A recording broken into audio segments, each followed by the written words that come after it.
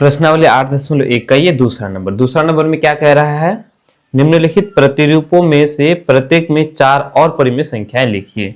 यह हमारे पास परिमेय संख्या दिया हुआ है, इसके बाद और हमें कितना लिखना है, हमें और लिखना है 4 ठो।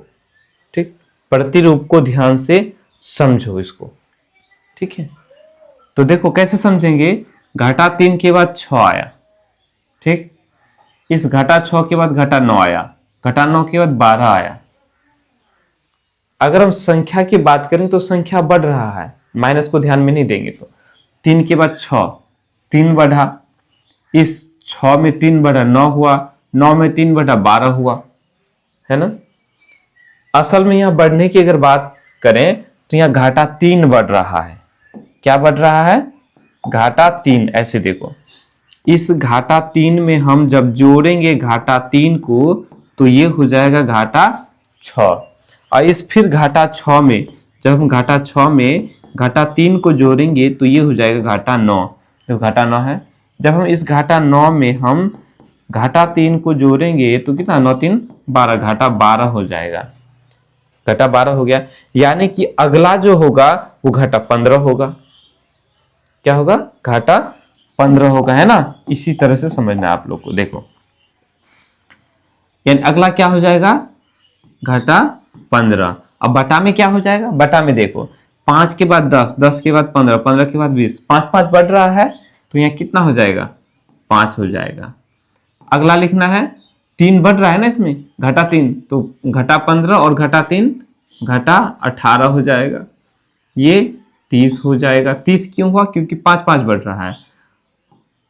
18 3 21 हो जाएगा, घटा 21 बटा 35। उसके बाद 21 में हम 3 जोड़ देंगे तो घटा 24 बटा 35 में 5 जोड़ेंगे 40 हो गया। हमने पैटर्न को समझा, इस प्रतिरूप को समझा और आगे बना दिया।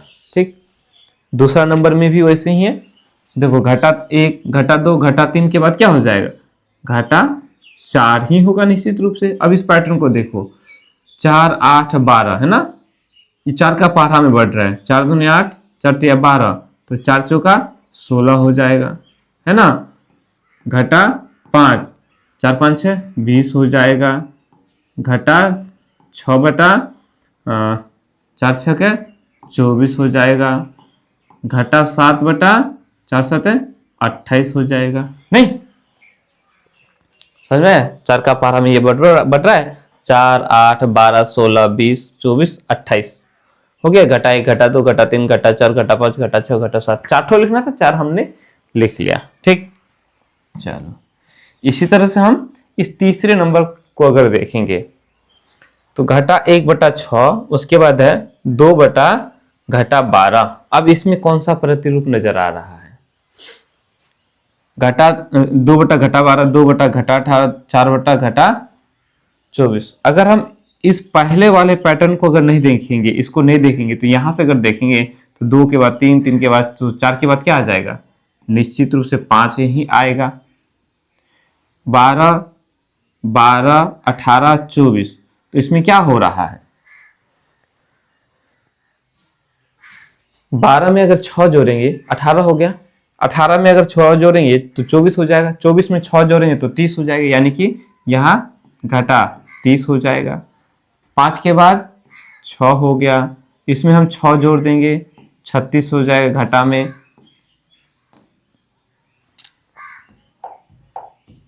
है ना। ठीक उसी तरह से 6 के बाद 7 हो जाएगा, इसमें क्या कर देंगे हम लोग, 42 करेंगे, 6 6 जोड़ते चले जाएंगे तो इसके बाद ये कितना हो जाएगा 8, और नीचे हो जाएगा घटा 48। देखो ये जो घटा 1 है ना, ये सब के सब जो है ना, यही है घटा 1 बटा 6 ही है। देखो यहां समझो, घाटा 1 बटा 6 का मतलब ये घाटा 1 बटा 6 ही हुआ, कोई दिक्कत। उसके बाद अगर हम देखेंगे 2 बटा घटा 12 का मतलब 2 का पारा में कट जाएगा, 2 1 2 और 2 6 12, नीचे घटा है तो हम यहां लिख देंगे 1 बटा 6 ही हुआ। हम इस 2 बटा घटा 18 है, 3 बटा घटा 18 को अगर काटेंगे तो 3 एका 3, 3 छके 18, ये भी हमारा घटा 1/6 ही हुआ। ये भी 4 बटा घटा 24 को अगर काटेंगे तो 4 एका 4, 4 छके 24, यानी कि ये भी घटा 1/6 ही हुआ। ये हमारा समतुल्य परिमेय संख्याएं हैं, पढ़े है ना। तो ये सारे के सारे परिमेय संख्याएं जो है बराबर है। हमने जो निकाला 8 बटा घटा 48, ये भी वही है, 8 एका 8, 8 छके 48, तो क्या हो जाएगा घटा 1/6 हुआ। तो ये सारे संख्याएं जो है एक ही है, ठीक है। पहले प्रतिरूप को हमें पैटर्न को अच्छा से देखना है, समझना है, फिर आगे बढ़ना है। ओके, चल चौथे में देखेंगे, ये घटा 2/3, 2 बटा घटा 3, 4 बटा घटा 6, 6 बटा घटा 9। पहली नजर में अगर हम देखेंगे तो ये घटा 2/3 और 2 बटा घटा 3, ये दोनों जो है बराबर ही है। ये दोनों क्या है, आपस में बराबर है ना। क्योंकि घटा 2/3 को हम लोग लिख सकते हैं 2 बटा घटा 3, ऊपर घटा है नीचे जोड़ है, तो इसको यहाँ का घटा को हटा के हम यहाँ बीच में घटा लगा सकते हैं। ठीक उसी तरह से यहाँ के घटा को हम हटा करके यहाँ लगा सकते हैं, यानी ये दोनों जो है बराबर है। तो अगला प्रतिरूपों को देखो, अगला अगर देखेंगे यहां से अगर देखेंगे 2 के बाद 4, 4 के बाद 6 और 6 के बाद क्या आया है,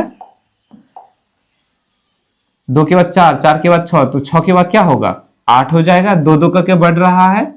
और उसके बाद यहाँ देखो 3 के बाद 6, 6 के बाद 9, ये पहाड़ा में बढ़ रहा है, 3 दूनी 6, 3 तिया 9, तो 3 चौका 12 हो जाएगा, है ना। और ये 10 बटा 3 5 6 15 हो जाएगा। अगला हो जाएगा 12, 1 2 2 हो गया, तीसरा हो जाएगा कितना करके बढ़ रहे, 2 बढ़ रहे ना, तो 10 के बाद 12 हो जाएगा। और ये 15 के बाद क्या हो जाएगा, 3 फिर बढ़ जाएगा, तो ये घटा 18 हो जाएगा। उसके बाद 10, 12 के बाद 14 हो जाएगा, इसमें फिर 3 क्या हो जाएगा, बढ़ जाएगा, ये हो जाएगा घटा 21 हो जाएगा। ये भी सारे जो है ना समतुल्य परिमेय संख्याएं ही है। ओके, इसके बराबर ये है, ये दोनों समतुल्य परिमेय संख्या है।